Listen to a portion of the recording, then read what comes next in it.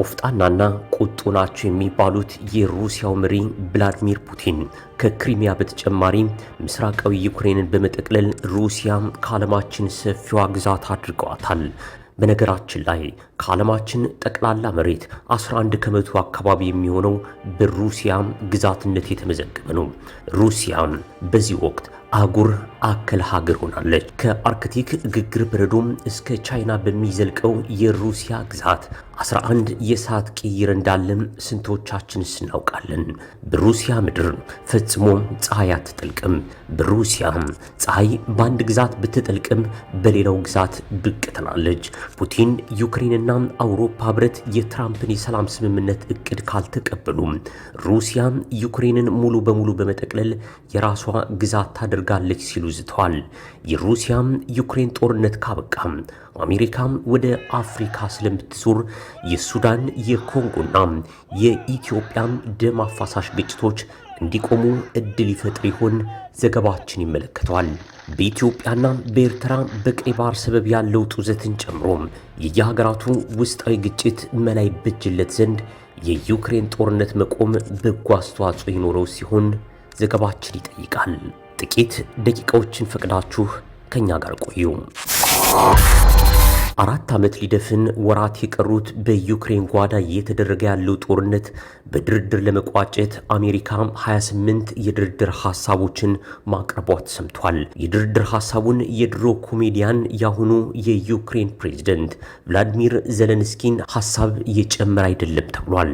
ዶናልድ ትራምፕ ሐሳቡን ለውሳኔ ሲያቀርቡ የአውሮፓ ሀገራትንም አላማክሩም። ትራምፕ ብቻቸውን ክረምቱ ገብቶ ዩክሬን በጨለማ ከመዋጧ በፊት እስከ ማክሰኞ ሐሳቡን የመቀበል ግዴታም ጥለዋል። የዶናልድ ትራምፕ ሐሳብ ምስራቃዊ ዩክሬንን ለሩሲያ በገጸ በረከትነት የሚሰጥም ነው ተብሏል። 4 ዓመታትን በቆየው ጦርነት ከክሪሚያ ውጭ ሩሲያ 20 ከመቶውን የዩክሬን ግዛት ተቆጣጥራለች። ይህን ግዛት ሩሲያ ህዝበ ውሳኔ አድርጋ ወደ ራሷ የቀላቀለችው ከ2 ዓመት በፊትም ነበር። ዶናልድ ትራምፕ ይህንን ሐሳብ አጽድቀውታል። ስለዚህ ቭላድሚር ፑቲን ከክሪሚያ በተጨማሪ ምስራቃዊ ዩክሬንን በመጠቅለል ሩሲያ ከዓለማችን ሰፊዋ ግዛት አድርገዋታል።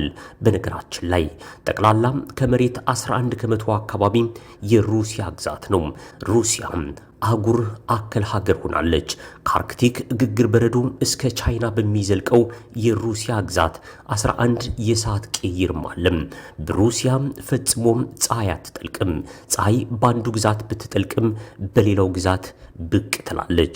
አሁን ደግሞ በማዕድን የበለጸጉትን የዶናበስ የሉሃንስክ ግዛት ከዩክሬን የተቀበለው የፑቲን አስተዳደር የትራምፕን የሰላም እቅድ ወደ መቀበሉ ያጋደለ ይመስላል። ፑቲን ዩክሬንና አውሮፓ የሰላም ስምምነቱን ካልተቀበሉ ሩሲያ ዩክሬንን ሙሉ በሙሉ በመጠቅለል የራሷ ግዛት ታደርጋለች ሲሉ ዝተዋል።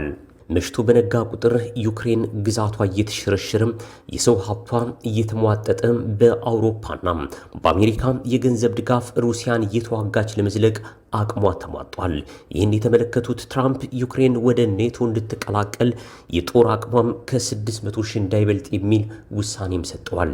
የኔቶ ጦር ከዩክሬን አቅራቢያ ፖላንድ ላይ ይሰፍራል እንጂ ዩክሬን ነጻ ሀገር ትሆናለችም ሲሉ ተደምጠዋል። ይህ የኔቶን መስፋፋት የሚገታ ሲሆን የፑቲንን ፍላጎትንም የሚያሳካ ነው ተብሏል።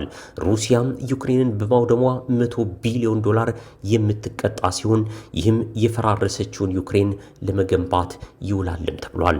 በሌላ በኩል ሩሲያም ዳግም ዩክሬንን እንዳትወር ቃል የምትገባ ሲሆን ሩሲያ ከተነኮሰች አሜሪካ ጣልቃም ትገባለች።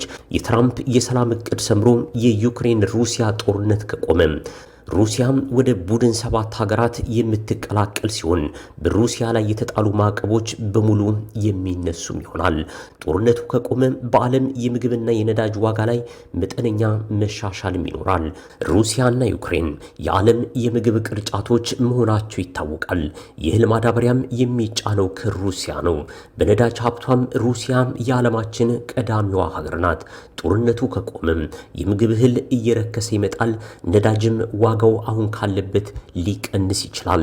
ይህም ለአፍሪካ የተሻለ ድልን ይዞ ይመጣል የተባለው የሩሲያ ዩክሬን ጦርነት ካበቃ አሜሪካ ወደ አፍሪካ ስለምትዞር የሱዳን የኮንጎና የኢትዮጵያ ግጭቶች እንዲቆሙ ጥረት ልታደርግ ትችላለችም ሲሉ በርከት ያሉ የፖለቲካ ተንታኞች ሐሳባቸውን እያቀረቡ ነው። በኢትዮጵያ ለ7 ዓመታት ያህል በቀጠለው ውስጣዊ ግጭት በሚሊዮን የሚቆጠሩ ዜጎች ሕይወታቸውን አጥተዋል። በሰሜኑ ጦርነት አሁንም በአማራና በኦሮሚያ በቀጠለው ጦርነት ተማሪዎች ከትምህርታቸው ተስተጓጉለዋል። በአማራ ክልል ብቻ ከ3 ሚሊዮን በላይ ተማሪዎች በቀጠለው ግጭት ምክንያት ወደ ትምህርት ቤት አልሄዱም። በድሮን የሚወድሙ መሰረተ ልማቶችና የንጹሃን ዜጎችም ጉዳይ ሰሚ አላገኘም። ነገር ግን ሀያላኑ ሀገራት በጋዛ እስራኤል በዩክሬን ሩሲያ ጦርነት ምክንያት ትኩረታቸው ስለተሰረቀም የአፍሪካ ጉዳይ ችላ የተባለ ይመስላል። በሱዳን በሐምዳን ዳጋሎና በአልቡርሃን መካከል በሚደረገው ጦርነት ወደ 100,000 ሱዳናውያን ሲገደሉ 5 ሚሊዮኖች ደግሞ ተፈናቅለዋል። በኮንጎ ማዕከላዊ መንግስቱ ፈርሶ አማጽያኑ በየክልሉ እየተተራመሱ ነው። በየመን በሊቢያ ካለው አለመረጋጋት በተጨማሪ በደቡብ ሱዳንም ረሃብና ግጭት አሁን ላይ አገርሽቷል። ነገር ግን አውሮፓ፣ አሜሪካና ሌሎች ሀያላን ሀገራት በአፍሪካ ግጭት ዙሪያ ይሄ ነው የተባለ ሚና ሳይወስዱ ቀርተዋል። ምክንያቱ ደግሞ የሐማስና የእስራኤል ውጥረት፣ የእስራኤልና የኢራን ጉዳይ፣ የሩሲያና የዩክሬን ጉዳይ፣ የህንድና የፓኪስታን፣ የአፍጋኒስታንና የፓኪስታን ጦርነቶች የዓለምን ቀልብ ስበው ከርመዋልና አሁን ከሩሲያ ዩክሬን ጦርነቱ በስተቀር ሌሎች ጦርነቶች ቆመዋል። የሩሲያ ዩክሬን ጦርነት መቆም ከቻለ ለአፍሪካ መልካም ዜና ይዞ ይመጣልም ተብሎ ተጠብቋል። አሜሪካና መሰል የሰብአዊ መብት ተቋማት የተባበሩት መንግስታት ድርጅት የአፍሪካን ስቃይ መመልከት ይጀምራሉ። በኢትዮጵያና በኤርትራ በቀይ ባህር ሰበብ ያለው ጡዘትን ጨምሮ የየሀገራቱ ውስጣዊ ግጭት መላይ በጅለት ዘንድ የዩክሬን ጦርነት መቆም በጎ አስተዋጽኦ ይኖረዋል። የአውሮፓ ሀገራት ድጋፋቸውን ወደ አፍሪካ ስለሚያደርጉ በጦርነትና ድርቅ የተፈናቀሉ አፍሪካውያን ተቆርቋሪም ሊያገኙም ይችላሉ። በተለይ የአሜሪካና አውሮፓን ትኩረት የወሰደው የሩሲያ ወረራ ካቆመ ዓለም እየተረጋጋ የጦር መሳሪያ ሸመተው እየቀነሰም ሊመጣ ይችላል። የኒውክሌር ስጋትም ስለሚቀንስ የሰብአዊ መብቶች ጉዳይ ትኩረት ማግኘት ይጀምራል። ስለዚህ የሩሲያ ዩክሬን ጦርነት መቋጨት ለኢትዮጵያ እርስ በርስ ጦርነት እንዲቆም በጎ ሚና ሊጫወት ይችላል። በየቀኑና ሰዓቱም የሰው ሕይወት እየቀጠፈ ባለው በኢትዮጵያው ጦርነት የአማራ ክልል ግጭት በቂ ትኩረት አልተሰጠውም ነበር። የዓለም ትልልቅ ጦርነቶች ከቆሙ አፍሪካም የመደመጥ እድሏ ሊሰፋ ይችላል። የአፍሪካ አምባገነንና ጦረኛ መሪዎችም ቅጣት ሊጠብቃቸው ይችላል። ይህም ለዜጎች ደህና መሆን ዋስትና ይሰጣል። ጤና ይስጥልን። የመንገድ እይታችን በዚሁ ቋጨን።